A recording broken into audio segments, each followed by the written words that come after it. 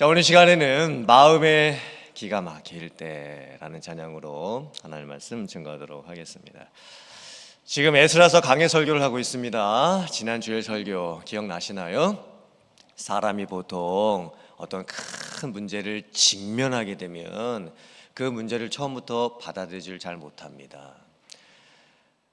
부정하게 되죠. 그리고 분노하게 되고, 그리고 후회하게 되고, 우울감에 빠지고, 나중에 가서 이제 어쩔 수 없이 받아들이게 되는 거예요. 그런데 에스라와 고향에 돌아가려고 준비했던 7,000명의 사람들은 달랐습니다. 고향 돌아가는 일이 쉽지 않았거든요. 그때 어떻게 했을까요? 아하와 강가에 모여가지고 금식합니다. 영적 돌파를 하지요.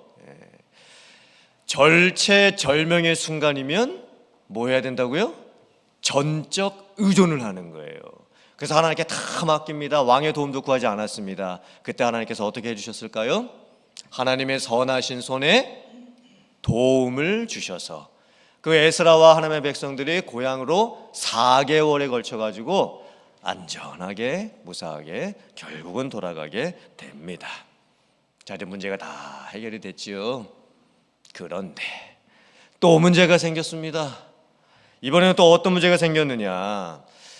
이제 제2차 포로기환하고 나가지고 시간이 얼마 지났는지는 정확하게 알 수는 없습니다.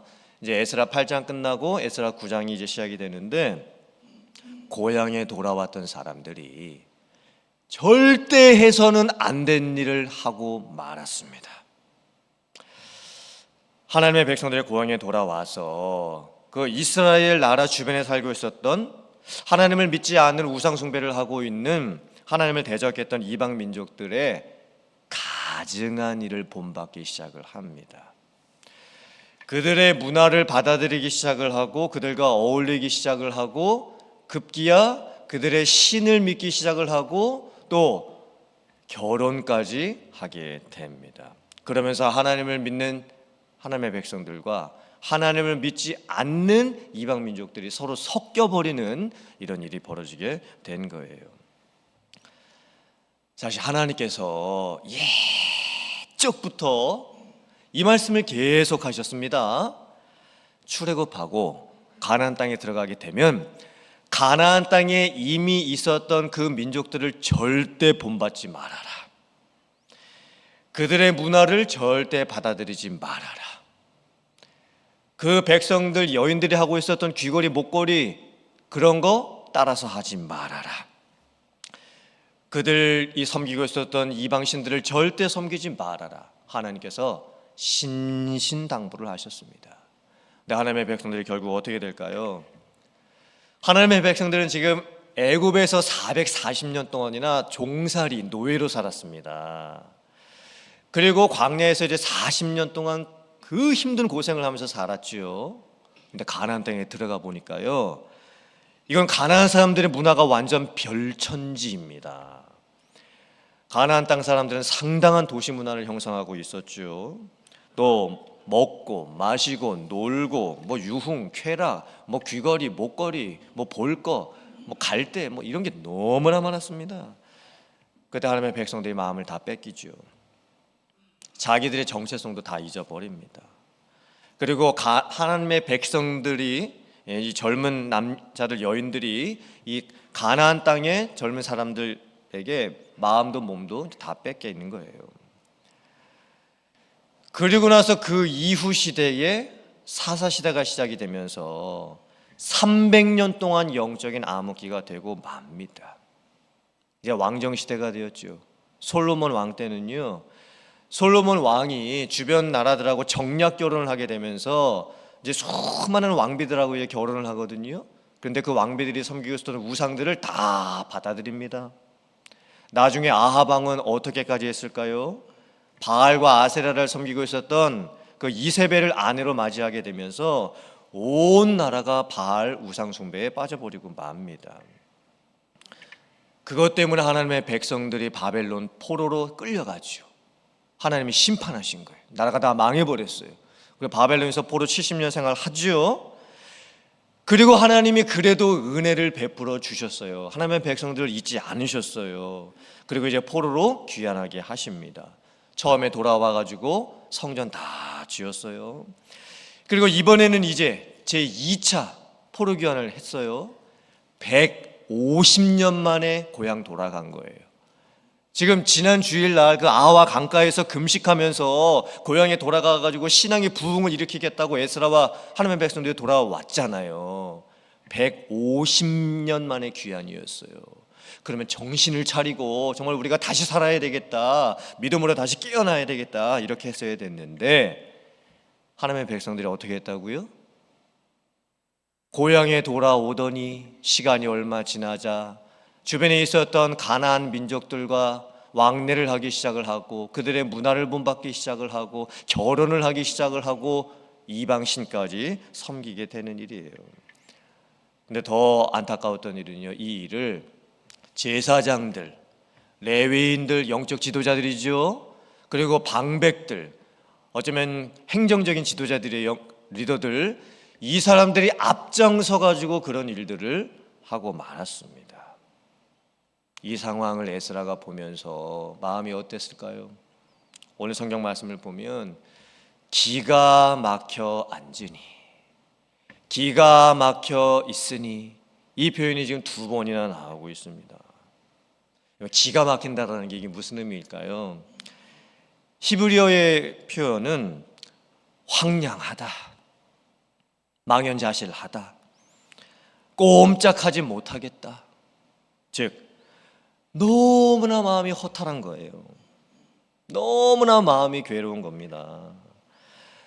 지금 에스라의 마음이 너무나 기가 막혀요.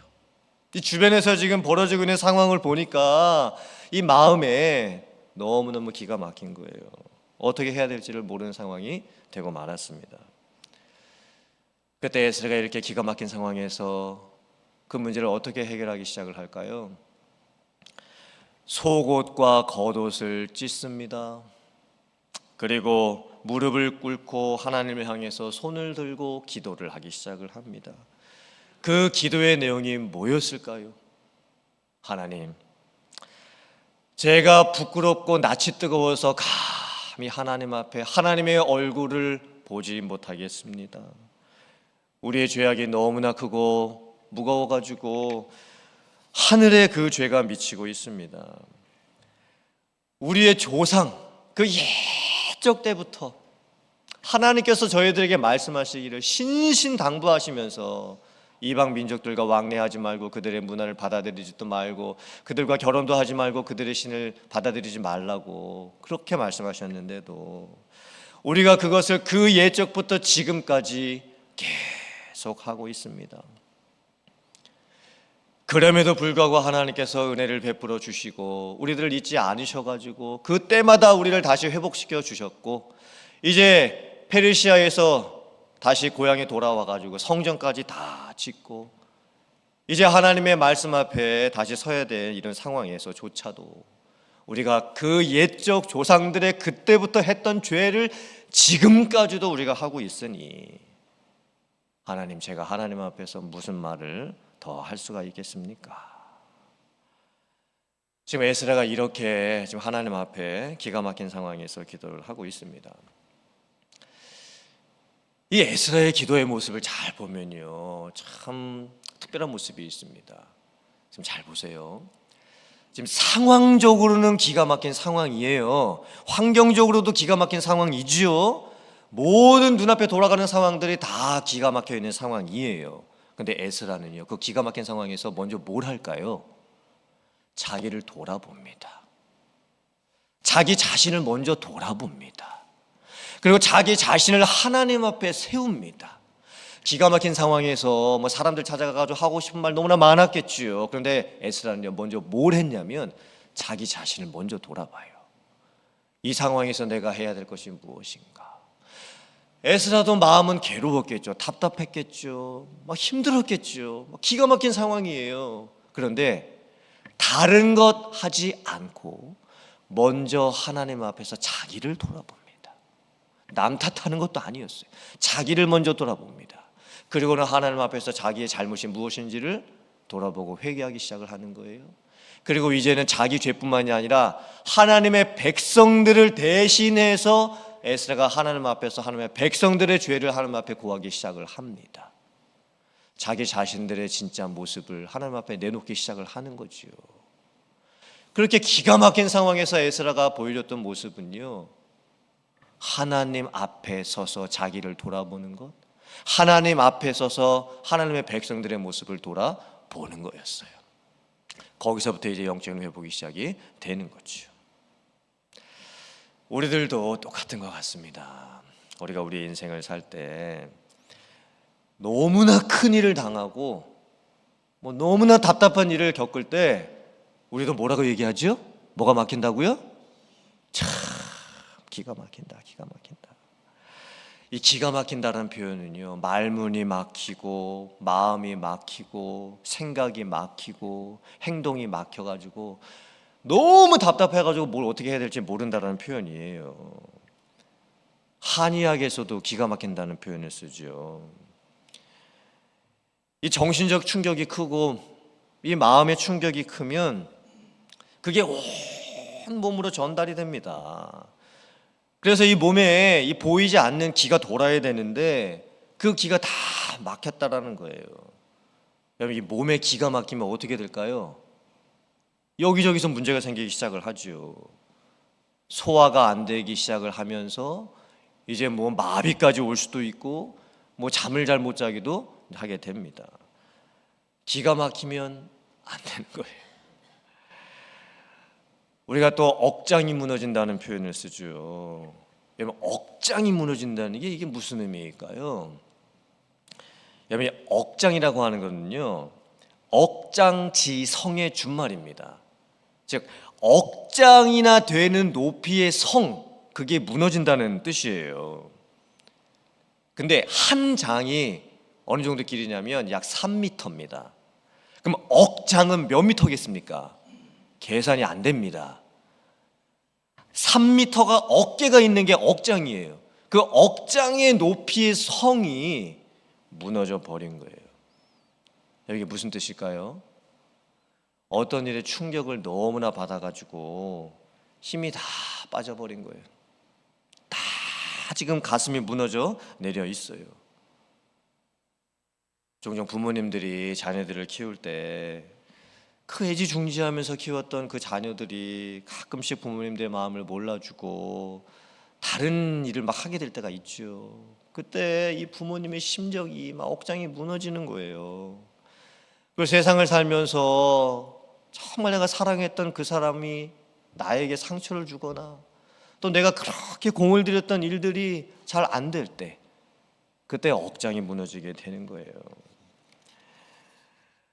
성경에 나오는 인물들 중에서 아마 다윗이 정말 기가 막힌 상황을 너무나 많이 경험을 하게 됩니다.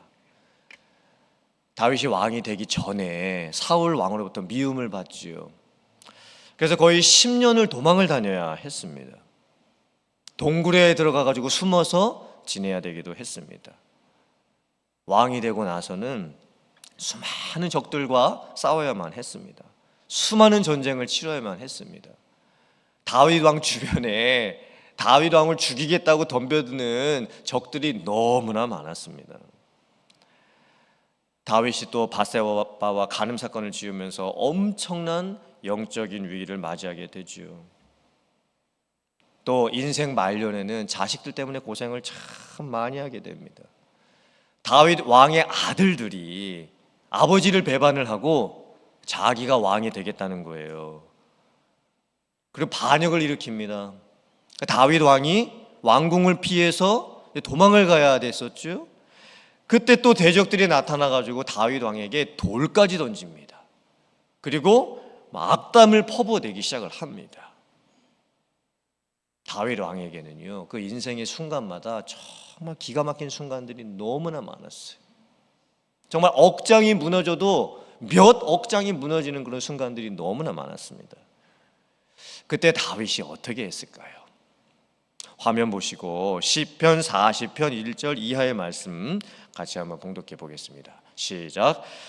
내가 여호와를 기다리고 기다렸더니 귀를 기울이사 나의 부르짖음을 들으셨도다. 나를 기가 막힐 웅덩이와 수렁에서 끌어올리시고 내 발을 반석 위에 두사 내 걸음을 견고하게 하셨도다. 새 노래 곧 우리 하나님께 올릴 찬송을 내 입에 두셨으니 많은 사람이 보고 두려워하여 여호와를 의지하리로다. 수많은 재앙이 나를 둘러싸고 나의 죄악이 나를 덮침으로 우러러볼 수도 없으며 죄가 나의 머리털보다 많음으로 내가 낙심하였음이니이다. 여호와여 은총을 베푸사 나를 구원하소서. 여호와여 속히 나를 도우소서. 아멘. 다윗이 지금 자기의 상황이 어디에 빠져 있다고 고백을 하죠? 기가 막힐 웅덩이와 수렁에 빠져 있다고 고백을 합니다. 정말 헤어나올 수가 없는 문제에 빠진 거예요. 기가 막힌 상황입니다. 그런데 다윗이 그 기가 막힌 상황을 풀어가는 방법이 참 특별합니다. 우리는 보통 기가 막힌 상황이면 그 문제를 어떻게 풀까요? 여러분들은 어떻게 푸세요? 막 기가 막히고 그 막 억장이 무너지는 그런 상황에서 여러분들은 어떻게 그것을 풀어나가십니까? 보통은 인간적인 방법으로 풀지요. 사람을 찾아가서 하소연을 하거나 또 기분 전환을 위해서 여행을 하거나 또 어떤 분들은 하나님을 믿지 않는 분들은 술을 먹고 잊으려고 애를 쓰겠지요. 물론 그런 방법들도 어느 정도는 도움이 될 수가 있을 겁니다. 그런데 다윗을 잘 보세요. 다윗은 어떻게 그 기가 막힌 상황을 풀어냅니까? 하나님을 기다리고 또 기다립니다. 하나님께 기도하고 또 기도합니다. 근데 다윗의 그 고백에서 정말 특별하고 놀라운 부분은 무엇이냐면요, 지금 자기의 죄가 머리털보다 더 많다라고 지금 고백을 하고 있어요. 이 부분이 가장 놀랍고 특별한 부분입니다. 지금 다윗의 상황을 보면요, 지금 다윗이 지금 닥쳐 있는 상황이 상황적으로, 환경적으로, 관계적으로, 건강적으로 지금 그런 수렁에 빠져 있어요. 보통 그때 어떻게 할까요? 다 남 탓하겠죠. 다른 사람 탓하고 환경 탓하고 이 문제가 왜 일어났을까? 뭐 때문에 일어났을까? 그런 원인을 찾겠죠. 근데 다윗이 어떻게 했습니까? 자기를 먼저 돌아봅니다. 그 기가 막힌 상황에서 지금 다윗은요, 자기를 먼저 돌아보는 거예요. 그리고 자기 자신을 하나님 앞에 세우는 거예요. 그리고 하나님 앞에 자기를 세웠더니 자기 안에 있는 수많은 죄가 먼저 생각이 나는 거예요. 그러면서 그 기가 막힌 상황에서 얼마나 힘들겠습니까? 괴로운 상황이겠습니까? 근데 다윗은 뭘 합니까? 하나님 앞에 자기를 세워요. 하나님 앞에서 자기를 다시 돌아봐요. 그러니 자기의 죄가 너무나 많다는 것을 깨달아요. 그것을 하나님 앞에 또 고백하는 거예요. 그러면서 하나님 앞에 간구하죠. 하나님, 제가 지금 저의 죄로 인해서 하나님을 감히 우러러 볼 수도 없습니다. 그러나 하나님, 나에게 은총을 베푸시고 나를 구원해 주시옵소서. 속히 나를 도와주시옵소서. 이렇게 기도하면서 그 억장이 무너지고 그 힘든 상황, 그 기가 막힐 상황을 지금 해결을 해나가고 있는 겁니다. 참 놀랍고 특별한 모습이지요. 전혀 다른 방법으로 기가 막힐 상황을 뚫고 나가고 있는 거예요. 세상의 방법이 아니었습니다. 인간적인 방법도 아니었습니다. 다른 사람 탓하는 것도 아니었습니다. 문제를 어떻게 해결해야 될까 인간적인 계산기를 두드리는 것도 아니었습니다. 하나님 앞에서 자기 자신을 돌아보고 자기가 먼저 회개해야 될 것이 무엇인가를 생각을 해보는 거예요. 그리고 기억을 하죠. 하나님께서 지금까지 자기 자신을 어떻게 은혜 베풀어 주셨는가, 어떻게 인도해 주셨는가. 자기는 실수하고 넘어지고 그러함에도 불구하고 하나님이 또 찾아오셔서 은혜 베풀어 주시고 세워주시고, 근데 그 은혜를 잊어버리고 또 실패하고 넘어지고 죄를 짓고 하나님이 다시 찾아오셔가지고 또 은혜 베푸시고 회복시켜 주시고 일으켜 주시고 그 하나님을 기억을 하는 거예요. 그러면서 그 하나님의 은혜를 다시 간구하기 시작을 합니다. 우리들이 부르는 찬양 중에 이 찬양이 있습니다. 하나님 한 번도 나를 실망시킨 적 없으시고, 이 찬양 아시죠? 네.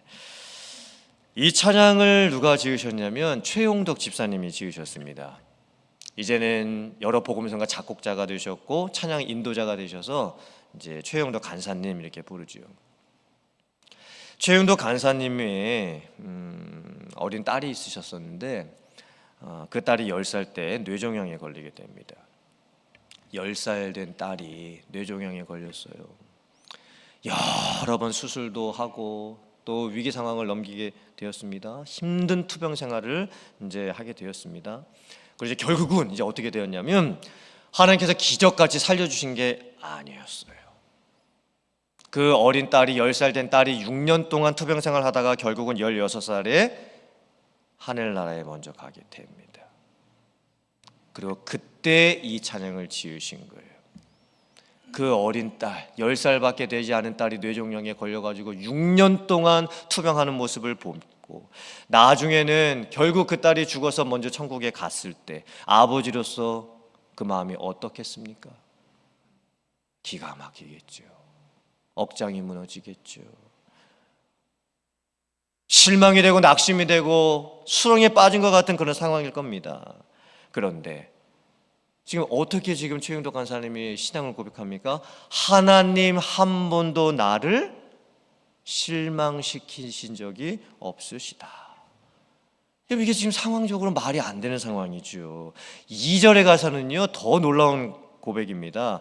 지나온 모든 세월들 돌아보아도 그 어느 것 하나 주의 손길 안 미친 것 전혀 없네. 지금 어린 딸을 먼저 천국에 보내고 장례를 다 치르고 나서 혼자 계실 때 이 찬양을 지으신 거예요. 그리고 본인의 인생도 돌아봤겠죠. 자기의 인생길을 돌아봤을 때 정말 허무하고 답답하고 뭐 어떻게 살아야 될까 뭐 그런 힘든 상황 속에서 아마 자기의 인생이 필름처럼 쫙 지나가게 됐을 겁니다. 보통 사람이면 아마 그 상황에서 한풀이를 했겠죠. 한풀이를. 그런데 그 찬양의 가사가 어떻게 됩니까? 지나온 모든 세월을 돌아보아도 어느 것 하나도 주의 손길 안 미친 것이 하나도 없습니다. 정말 이게 놀라운 고백 아닙니까? 오 신실하신 주, 오 신실하신 주, 내 너를 떠나지도 않으리라, 내 너를 버리지도 않으리라 약속하셨던 주님, 그 약속을 지키사 이후로도 영원토록 나를 지키시리라 확신하네. 이 고백이 뭘까요? 자기 자신을 돌아보니까 자기 자신은 늘 변하는 거예요. 근데 하나님은 안 변하고 계세요. 자기 자신을 돌아보니까 늘 죄를 져요. 근데 하나님은 그 죄를 항상 용서해주고 계시는 거예요. 자기 자신의 모습을 보니까 예배드리고 막 은혜 받는 건 좋았는데 저 문을 딱 나가는 순간 다 잊어버려요. 그리고 그냥 이 세상에서 힘들고 지친 모습으로 살아갑니다. 매일 넘어지는 삶이 반복되는 거죠. 그런데 하나님은 항상 그 자리에 계시면서 자기 자신을 지켜주시고 인도해 주시는 거예요. 어쩌면요 이 찬양의 고백은요 자기 자신을 돌아보면서 늘 자기 자신을 실패하고 넘어지고 뭐 다운되고 침체되고 실망하고 낙심하고 막 이렇게 사는 거예요. 그런데 어쩌면 뼛속까지 이 죄성을 가지고 살 수밖에 없는 인간의 처절함 이런 것을 느끼는 거지요. 그런데 하나님은 변함이 없으시고 하나님은 신실하시고 하나님은 은혜를 항상 베풀어 주시고 하나님은 잊지 않으신다는 그 믿음의 고백을 지금 하고 있는 거예요. 이 믿음의 고백이 우리들의 믿음의 고백이 되어야 될 줄 믿습니다. 사랑하는 성도님들, 우리들의 인생을 돌아봤을 때 정말 기가 막힌 상황들이 닥칩니다. 억장이 무너지는 것 같은 그런 상황이 벌어지게 됩니다.